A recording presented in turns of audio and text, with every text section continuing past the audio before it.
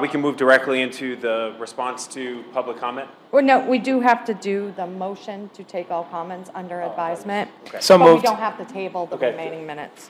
Committee Member Sol, second by Committee Member Bergeron. All those in favor? Aye. Opposed? Ayes have it. Response to public comment. Vice Chairman O'Connell. Thank you, Your Honor.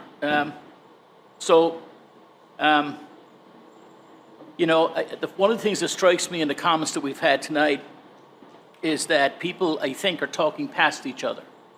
I see people looking at something and claiming that it's creating division, not recognizing diversity, when actually it's doing exactly the opposite.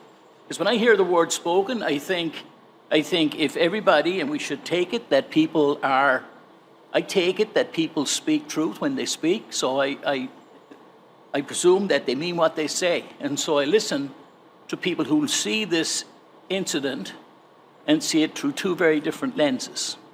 I think it's very important that we as a district recognize that we do have a diverse population. It is important that our students learn to live in the society that we live in today.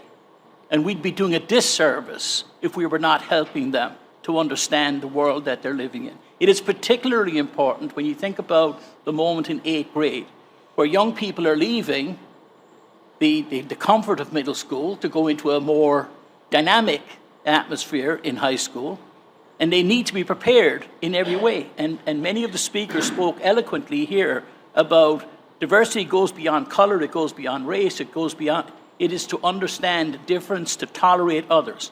What should be meaningful to people who read the documents is ask yourselves, what was the purpose of the class? And it's clearly there, because it speaks in the documents that you will have shared and seen. It talks about how students should address difference and how they should ask, rather than making declarative statements, approach these things in a mindful, thoughtful way. This is something we should all be able to unite around. So I worry about people, talking past the truth here. We all have an obligation to ensure that we're encouraging our students to become whole, thoughtful, mindful, generous, competitive, capable young men and women growing up in America. That's what we ought to be doing. And if we were ignoring the issues of diversity, if we were ignoring the shortcomings that people have, the differences that people have, if we weren't striving towards equity, then if we weren't being inclusive, then there'd be something wrong with what we're doing. It is important that we ought to aver, we ought to expound upon, we ought to be clear that we in this city embrace all our families and all our students, whatever their background is. There's a couple of things, Your Honor, I would like to address, though. And I said that I recognize people who come here in good faith to speak their truth, and I listen in that mind frame. But I do think there's a couple of things that aren't acceptable. It isn't fair, and it's against the rules of this board, for anybody to come in public comment and to disparage, to use that word, attack, call into question the character, the actions, etc., of an individual person. And that's everybody from the lowliest, whatever the lowliest person in our district might be, to our superintendents, assistant superintendents, and all our staff. So I think they deserve more respect than that, and that's not tolerable in this chamber and shouldn't be. Well, I'll be the first person to fight for free speech. Loved what happened in the automatic board last week, but there are limits, because those are our rules. We can change our rules, but those are our rules. The second thing that I found to be problematic, because it was incorrect, was the accusation, because there's no evidence of it, the accusation that a teacher in our schools, and in this incident we're talking about an incident in 8th grade, that a teacher told or directed students to not share information with their parents. That is not what was done in that classroom. You can go read the transcript if you, or the material if you want. And to describe what was happening in that classroom as grooming behavior is a step beyond what is should be acceptable. So I'm all for open debate and having frank conversations, but I think an element of respect and truth and facts are really important. The last thing I would like to say on this topic is I am mindful that in the state of New Hampshire, we started a number of years ago with this ridiculous issue around CRT.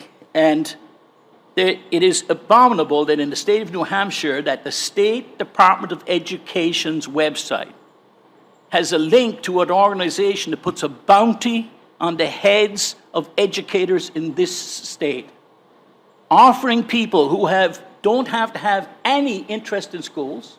They do not need to be a parent. They do not need to be belonging to a school district. They need to have nothing to do with a school district. Anybody on the streets of New Hampshire can go onto the State of New Hampshire's education website, find a place where they can offer and point a finger at a teacher that they dislike something that they taught, and get a bounty, get a monetary reward for pointing that public servant out. Shame on New Hampshire, shame on the State Department of Education, shame on our commissioner for allowing that to be on the State Board of Education. So the point I want to make was about our teacher at McLaughlin School. I'm able to say that much because that's already in the public domain. I want our teachers, I want the people involved in this, I want our teachers to know that they have the full backing of this board and of the community, that we want our teachers to speak truth, we want them to be open and have frank, difficult conversations, and we are not okay with them being... I worry that our teachers might be fearful to talk the truth about the real history of America, the real truth of our society, because they're worried about getting punished. They certainly will never be punished for this board, by this board and this administration. Thank you, Your Honor. Additional response. Committee Member Spillers. Thank you, Your Honor. First, the wheel of power and privilege was not used in the class. No one made anyone sit there and circle anything. The mistake was acknowledged by the district, and steps have been taken to ensure that it does not happen again. The wheel, though, when used with fidelity, is a tool for self-reflection meant to address our own internal bias and the social assumptions we make about people based on their external appearance, race, religion, gender. Dr. King was not advocating that we ignore race or color when he spoke about being judged by character. He was expressing a hope that our external appearance would not be the factor by which we say someone is good or bad, or who we trust or don't trust, or who we say can or cannot do something. And I thank you, Ms. Craffey, for your service in the Marine Corps. And I'm glad that your experience there was bereft of racism. And I'm sorry that your transition to civilian life has been challenging because of the rampant racism that continues to persist in our society. You'll be happy to know that DEI not only addresses race and racism, but that it also addresses things like religion, classism, and sexism. It is important that we continue to work towards true diversity, equity, and inclusion so that our students do not continue these cycles of prejudice that divide our society. I thank those who came out in support of the district tonight and know that I will continue the good fight, and I hope my colleagues on this board will as well. Thank you. Committee Member Potter. Thank you, Your Honor. I just want to say briefly, our multilingual learners, our special education students need different types of instruction, and we give them the instruction that they need to be successful as adults. That's equity, giving each student what they need to be successful. We could no more walk away from equity than we could shut this whole district down. That is central to our strategic plan and to preparing the next generation of Manchester residents for life here, and it will continue. Committeemember Park.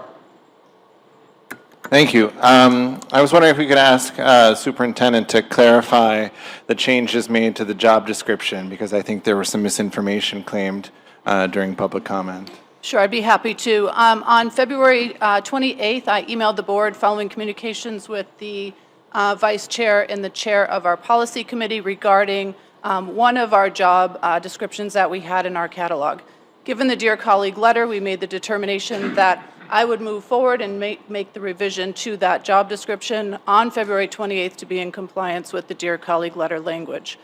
That change was to be followed up on March 10th, our next Board of School Committee meeting, with a full review of the reorg chart and all of the job descriptions that were associated. So the job title that I believe is in question this evening was not only changed in name, it was also changed dramatically in content. Additional. Committeemember Baines. Probably kicked myself for putting myself, having been a high school principal for 20 years in Manchester, assistant principal in a suburban school district, a music teacher. I've seen it all. I thought I'd seen it all. But when our district started to become more diverse, it was a challenge in schools. And I witnessed firsthand some of the prejudice against students that might speak a different language. Or at West High School, before I got there, French was the dominant language that people spoke in their homes. English was the second language. I had a teacher one time in class tell a student to go back to Puerto Rico where he belonged, because he was from Puerto Rico. I watched students being denied so many opportunities because early on in their education career, they were pigeonholed into how smart they were. That's why this board, in responding to community input, got rid of leveling in our school, perhaps the most discriminatory practice that this district hung on to for way too long. Students, no matter where they're from, and this is where I agree with people have a difference of opinion. I respect it, by the way, too. I respect that. That people who come into our schools deserve every possibility. Everyone can learn at the highest possible level.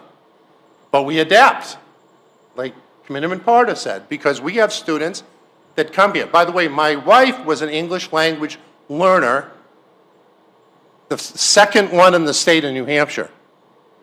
Second one, when they started to deal with students coming in from different countries. She and Lila Duffy, who was in Manchester, a renowned educator, were the very first two. And she told me so many magnificent stories of students that would come here not knowing a word of English from countries all over the world. And one year, one of them graduated. One of her students from Nashville ended up in Manchester and graduated as a valedictorian of his class. That's what bringing together people to address our differences is so, so important. And I'll be succinct here, but I need to make this point. When I was seeing this happen at West High School, I was on the board of the National Principals Association. I became good friends with Cecil Short, who was a principal in Maryland. And I said to him, Cecil, how did you address the growing diversities in your school? And he said to me, Bob, when I became the principal of this school, when we would have events at our school, the only one on the stage that looked like me was me. He was black. So he instituted programs to make sure students were encouraged, brought into positions of leadership that they might never think they could handle. And I went back to West and I started doing the same thing. Is that diversity? Is that equity? Is that inclusion? Yeah.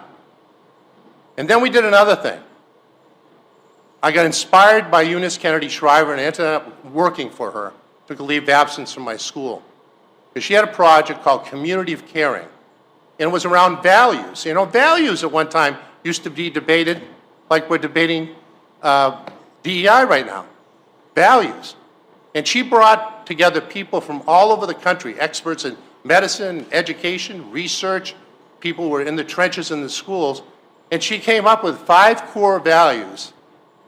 We became a community of caring school. Caring, respect, responsibility, trust, and the most important one of all was family. A lot of our students do not have families. One of their families might become the band, NJROTC, the chess club, the chorus. I could go on and on. But that value, and we would have teen forums. And an issue like this, by the way, if I were at West and we still had community of caring, I would do a teen forum around this issue and bring students from all, and we'd spend an entire day, and I would bring people that have that opinion, like you people, and I respect you, and you would be part of that discussion with students. But the idea that we cannot, there were some errors made, the superintendent addressed it. A comment that we shouldn't be, well, I believe she addressed it. You may not agree. Again, I respect you, but I don't respect some of the antics that are going on. She addressed it. It never should have been said that materials should not be shared with parents. Everything can be shared with parents. I 100% agree with that. So we could either put up a blind eye. Manchester is becoming a minority-majority school district. I was still going to events. I remember going to Green Acres School when my grandchildren were there, and I'd go to concerts, and I'm blind to this at this point because I've grown up in Manchester. I've seen the changes, and they told me the majority of the kids that were performing were minority students, but they were actually the majority of students performing. Until I was told that, it never registered to me. I just, when I look out and see people, I see kids. I see students. When I look, I don't see that someone's from another country, has a different color skin, might speak differently, have different religious beliefs that I have, but we have to promote in our schools an understanding of where people come from. That's how you create a community. That's how you create a family. That's how you create a sense of caring, responsibility. People need to take responsibility for their actions. Trust, develop trust. We need to trust each other. We need to trust each other. And that family creates, and that's why we are a dynamic school district. Do we make mistakes along the way? Absolutely. We make, not a lot, we make mistakes. And after we correct them, we move on.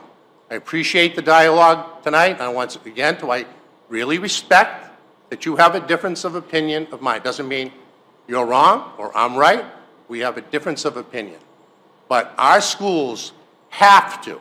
We have a responsibility to develop a deep understanding of the diversity that exists in our students. And we cannot discriminate against students. I think we all agree on that they can all achieve at high level. We didn't have the numbers of students in AP courses because somehow they were being, not maybe intentionally, discouraged from doing that.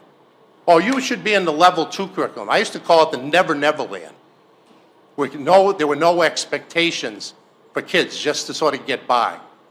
And we've changed all this. This school district has changed all of that. So thank you for the dialogue. Thank you for your opinion. And I will continue to respect people who have a difference of opinion. Thank you very much, Your Honor. Additional comment, Committee Member Rodgeropoulos. Thank you. I just want to pick up right on that last thing because I want to be clear because there's things that are being said all over the place. And I want to make sure I have the correct facts, the best I understand them. So for the superintendent, there's been some things said, right, where the accusation is that we were told, the district told teachers not to share things. I think the line tonight was with parents. Has that been written or said to anybody, to parents specifically? Because I did see in that article, the update we had to students, we shouldn't be sharing these materials with students. Have we said to parents? Sure. So to the best of my recollection, and I'm looking at Amadou at the moment, the instruction was not to be sharing materials that were designed for adult learners with students. That was the direction that we've given to our staff. There's scenarios within that training that talks about you're standing in the hallway on hall duty and your colleague says, how do you respond to your colleague? That doesn't mean it should be going into a classroom for students. Keep in mind, adult learning is geared at a different level than student learning at our grade band level. So it was, my recollection is we were reminding our staff to keep our professional development materials within their professional development, not using that within their lessons. And I just wanted to start there because I think to work our way backwards, if that is the truth, which I don't have any reason, if there's supporting documents or evidence out there to say otherwise, send them my way, I'll have them because then that's a different problem. But I want to make sure we're at least starting based off the facts. So a fair question from somebody in the public might be, should our teachers be exposed to this sort of training, right? Correct. That's a fair question. And I'm not giving you an answer either way, but that's a fair question. I don't think it's fair, right, to say that we are trying to intentionally withhold this information from parents. Correct. Okay, so I just want to be clear on that point, and I'm not going against or for anybody. I just want to start with that specific fact, because I do think that's important. Because if we work our way backwards, I think we could have that conversation. If we came in here and we said, hey, these are documents that are out there, maybe our teacher shouldn't be having this training, maybe we should invest our time elsewhere in other places, I think that's a conversation we could have, right? And people might have differing opinions, and then we could look at what's best for students. But I do want to just make sure when we're having these conversations, always, and I know I've spoken to many of the people here, we're working on the facts, and we're trying to, especially in this context, try to figure out what's in the best interest of students and families. Would you say that that is still our goal? Correct. Okay. So just with that in mind, working our way backwards, it is, just as an educator, it's hard for me because I know a lot of times when I come here to the school board, what I see in my school with my students and my families doesn't match what's going on here, right?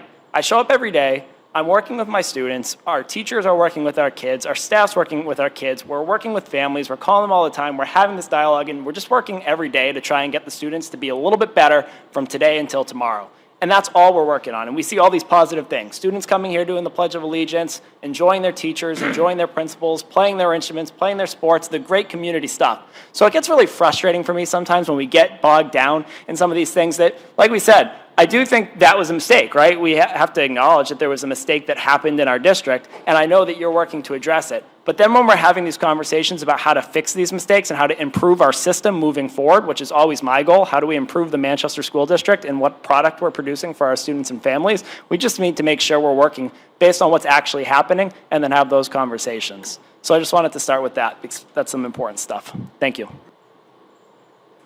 Additional response.